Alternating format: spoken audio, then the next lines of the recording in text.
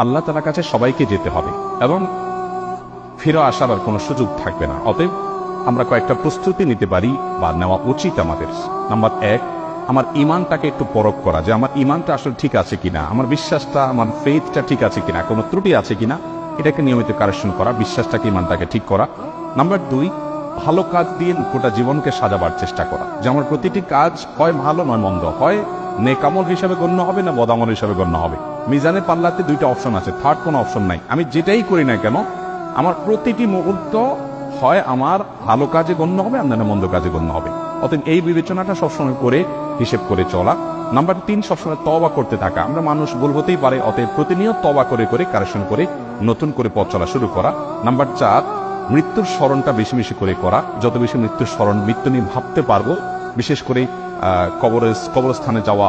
মাঝে মধ্যে কোনো মানুষ মারা যায়নি, তারপর আপনি কবরস্থানে চলে গেলেন আত্মীয় স্বজনের কবর জিয়ারত করার জন্য, কিছুক্ষণ দাঁড়ালেন, তাদেরকে সালাম বিনিময় করলেন, আপনার ভিতরে ভাবোদয় হবে যে আমাকে একদিন আসতে হবে এই জায়গাটাতে।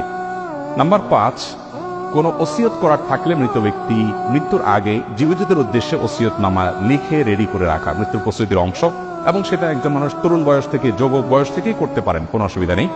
এবং নাম্বার 6, আল্লাহর কাছে ইমানের উপরে অটল থাকার জন্য দোয়া করতে থাকা। আল্লাহ আমাদের সবাইকে আমাদের জীবদ্দশায় আখিরাতের প্রস্তুতি গ্রহণ করে দুনিয়া থেকে যাওয়ার তৌফিক দান।